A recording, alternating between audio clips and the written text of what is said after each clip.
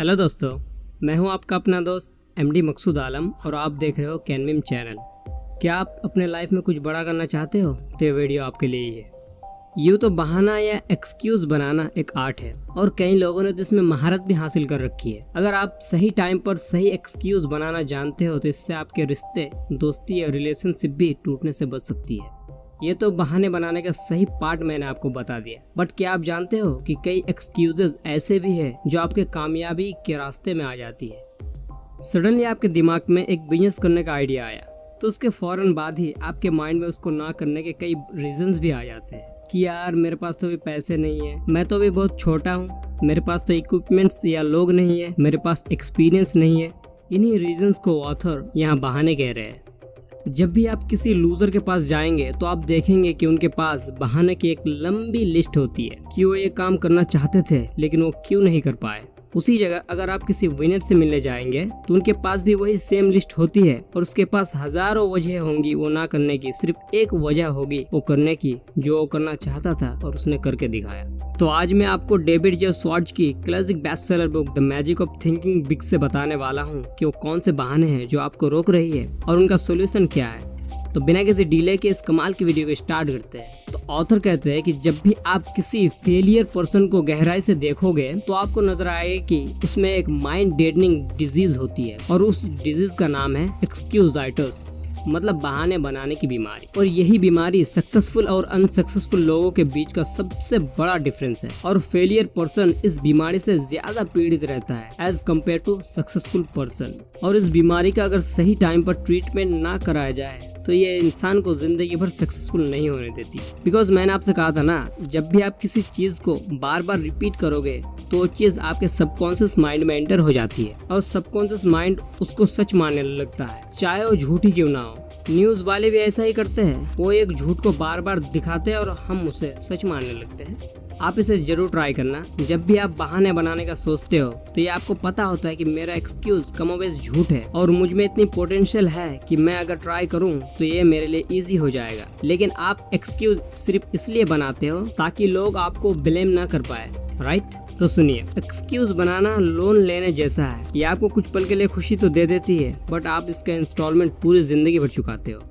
सुन के अजीब लगा ना, बट यही सच है। इसीलिए ऑथर यहाँ जोर दे के कह रहे हैं, Cure yourself of excusitis, the failure disease। ये तो एक्सक्यूजेस कई किस्म के होते हैं लेकिन ऑथर यहाँ सिर्फ 4 किस्म के एक्सक्यूजेस को हाईलाइट कर रहे हैं क्योंकि ये चारों कॉमन एक्सक्यूजेस ज्यादातर लोगों में होती ही है। और हाँ, वीडियो को लास्ट तक जरूर देखें क्योंकि लास्ट में मैं इन चारों एक्सक्यूजेस से बचने के तरीके भी बताऊंगा। नाउ लेट्स सी कि वो चारों कॉमन एक्सक्यूजेस क्या है और कैसे हम अपने आप को इनसे प्रोटेक्ट कर सकते हैं। Number 1, health excusitis. यार मेरी तो तबीयत ही खराब रहती है, मैं क्या करूं। बुरी सेहत को लेकर हजारों एक्सक्यूजेस बनाए जा सकते हैं और इससे ये भी जाना जा सकता है कि बैड हेल्थ की वजह से ही वो आदमी ये नहीं कर पा रहा है जो करना चाहता है। हेल्थ एक्सक्यूजाइटिस भी 2 तरह के होते हैं। कई लोग तो बिना किसी बीमारी के ही अपने आप को बीमार बताते हैं, जबकि कई लोग तो प्राउडली बोल देते हैं कि उनके साथ क्या बुरा है। But most of the cases में वो लोग बीमार नहीं होते हैं, वो तो हेल्थ एक्सक्यूजाइटिस का शिकार होते हैं। पर एक पल के लिए सोचिए, आज के जमाने में जो लोग सबसे सक्सेसफुल है, क्या उनको कोई बीमारी नहीं रही होगी? क्या उनकी कभी सेहत खराब नहीं हुई होगी? बट फिर भी उन्होंने कभी इसका एक्सक्यूज नहीं बनाया और आगे बढ़ गए। डॉक्टर सिंडलर अपनी great book how to live 365 days a year में बताते हैं 3/4 लोगों को एक्चुअल में कोई हेल्थ इलनेस होती ही नहीं है। उनके बीमारी का असली कारण उनके इमोशंस और उनके सोच होती है। जरा सोचिए, हमारे कंट्री के 4 में से 3 लोग तो सिर्फ इसीलिए हॉस्पिटल के बेड में पड़े हुए हैं क्योंकि वे अपने इमोशंस को काबू में नहीं रख पाए। और ये ट्रू फैक्ट भी है। ऑथर के एक डॉक्टर दोस्त उन्हें बताते हैं कि इस दुनिया में कोई भी इंसान पूरी तरह से हेल्दी नहीं होता, हर किसी को कोई ना कोई हेल्थ प्रॉब्लम होती ही है। चलिए दूसरी एक्सक्यूजाइटिस की तरफ बढ़ते हैं। Number 2, intelligence एक्सक्यूजाइटिस।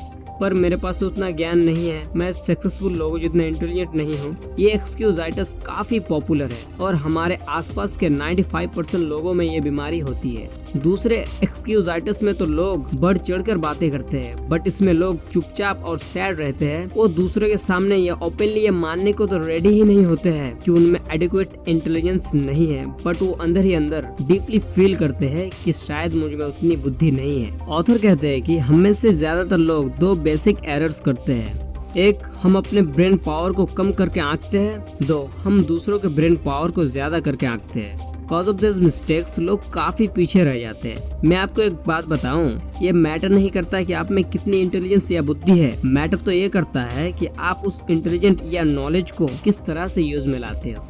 मैंने नॉलेज को कैसे और कहाँ यूज करना है उसके ऊपर एक वीडियो बना रखी है, डिस्क्रिप्शन में लिंक है, जाके देख लेना, इससे आपको काफी हेल्प मिलेगी। अगर 100 IQ वाला आदमी पॉजिटिव, ऑप्टिमिस्टिक और कोऑपरेटिव एटीट्यूड वाला है तो वो ज्यादा पैसे कमाएगा, ज्यादा रिस्पेक्ट कमाएगा और ज्यादा सक्सेस भी अचीव करेगा उस आदमी से ज्यादा जिसका IQ तो 120 है बट वो पॉजिटिव और कोऑपरेटिव एटीट्यूड वाला नहीं है। एक बार डॉक्टर एडवर्ड टेलर से किसी ने पूछा, क्या कोई बच्चा साइंटिस्ट बन सकता है? तो डॉक्टर एडवर्ड ने कहा, हाँ, बिकॉज साइंटिस्ट बनने के लिए तेज दिमाग की जरूरत नहीं पड़ती, ना ही मिरेकलस मेमोरी की जरूरत पड़ती है, और ये भी जरूरी नहीं है कि वो बच्चा स्कूल में अच्छे नंबरों से पास हो।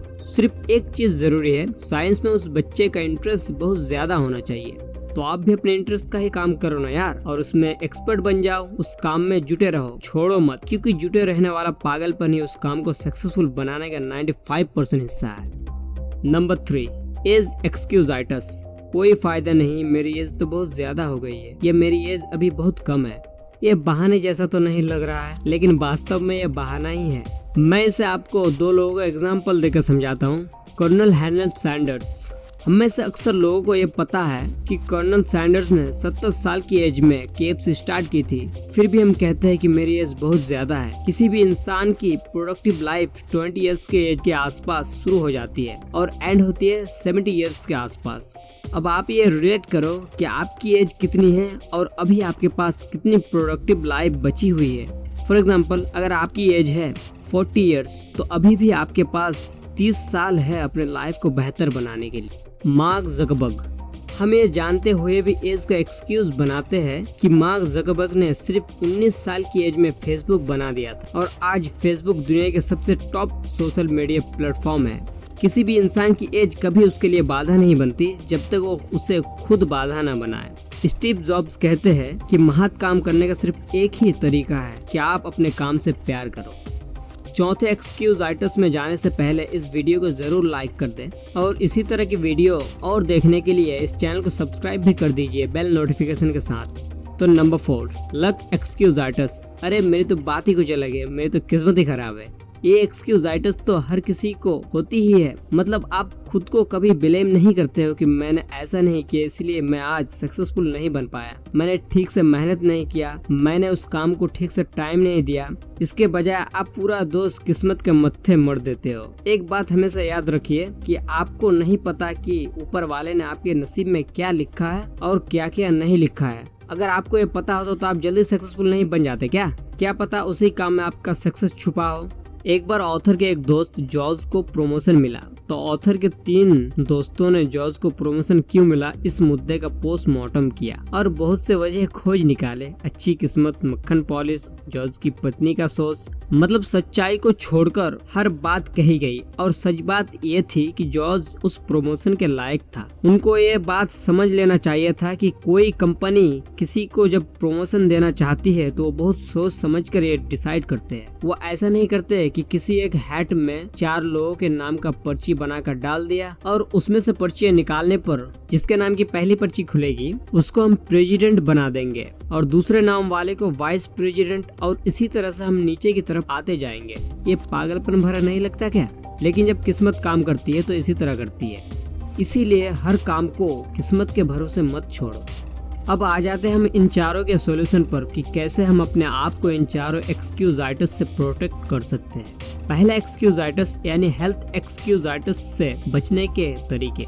नंबर 1, अपने सेहत के बारे में बातें करना छोड़ दें, क्योंकि जब आप किसी बीमारी के बारे में जितनी ज्यादा बातें करेंगे, चाहे वो कॉमन सी सर्दी ही क्यों ना हो, वो बढ़ती जाएगी और बीमारी के बारे में ज्यादा बोलने से लोग आपको बोरिंग समझेंगे और आपकी रिस्पेक्ट नहीं करेंगे। नंबर 2, आप अपने बीमारी के बारे में फालतू की चिंता ना करें। नंबर 3, आपकी हेल्थ जैसी भी है आप उसके लिए ग्रेटफुल रहे। आपकी हेल्थ जैसी भी है ठीक है। एक पुरानी कहावत है, मैं अपने पुराने शूज को लेकर दुखी था, बट जब मैंने बिना पैरों वाले आदमी को देखा तो मुझे ऊपर वाले से कोई शिकायत नहीं रही। नंबर 4, हमेशा ये याद रखें कि जंग लगने से बेहतर है घिस जाना। आपको जिंदगी मिली है, इसे एंजॉय करें। अगर आप फालतू की चिंता करने में अपना टाइम वेस्ट करेंगे तो जल्दी ही आप किसी हॉस्पिटल के बेड में पड़े मिलेंगे।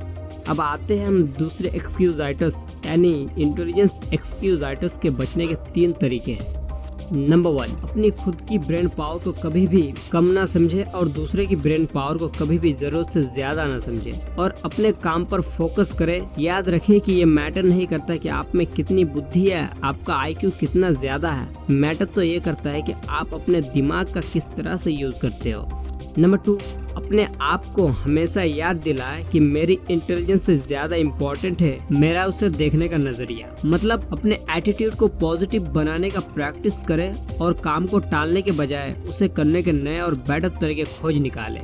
नंबर 3, याद रखिए कि फैक्ट को रटने से ज्यादा इम्पोर्टेंट है सोचने की एबिलिटी रखना। आप अपने दिमाग को क्रिएटिव बनाएं और खुद से पूछें कि क्या मैं अपने माइंड का यूज इतिहास रचने में कर रहा हूँ या इतिहास रटने में। अब आते हैं तीसरे एक्सक्यूजाइटिस यानी एज एक्सक्यूजाइटिस से बचने के तरीके पर। कि एज कोई भी हो, नो मैटर, आप किसी भी एज में सक्सेसफुल बन सकते हो। और इसको भी अपने माइंड में बैठा ले कि किसी भी इंसान की प्रोडक्टिव और क्रिएटिव लाइफ स्टार्ट होती है 20 साल की एज में और खत्म होती है 70 इयर्स के आसपास। अब आप अपने एज को इसके हिसाब से जोड़े और देखें कि अभी भी आपके पास और कितना टाइम बचा हुआ है। अब चौथे और लास्ट एक्सक्यूजाइटिस से बचने के 2 रास्ते हैं। नंबर 1, जब आपको लगे कि कोई खुशकिस्मत है, जरा गौर से देखिए, तब आपको दिखेगा कि जिसको आप खुशकिस्मत मानते हो एक्चुअल में वो उसकी हार्डवर्क, तैयारी और पॉजिटिविटी है। और जिसको आप बैड लक बोलते हो उसके पीछे भी आपको कुछ कारण ही मिलेंगे कि उसने ये नहीं किया इसलिए वो आज सक्सेसफुल नहीं बन पाया। नंबर 2, अपने मानसिक ऊर्जा को ऐसे सपने देखने में वेस्ट ना करें जिसमें बगैर मेहनत के सफलता मिल जाती हो। हम किस्मत के सहारे सफल नहीं होते हैं। सक्सेस तो उन चीजों को करने से आती है या उन स्टेप को लेने के बाद आती है जो सक्सेसफुल बनने के लिए जरूरी है। और अपने आप को कभी भी किस्मत के भरोसे ना छोड़े। ये तो बस मैंने आपको इस बुक से बस एक ही प्रिंसिपल बताया। क्या आप इस बुक की पूरी समरी चाहते हो तो नीचे कमेंट जरूर कीजिएगा और आगे आप किस टॉपिक में वीडियो चाहते हो ये भी बताइएगा। तो फिर मिलते हैं अगली वीडियो पे किसी नए टॉपिक के साथ। Bye and take care.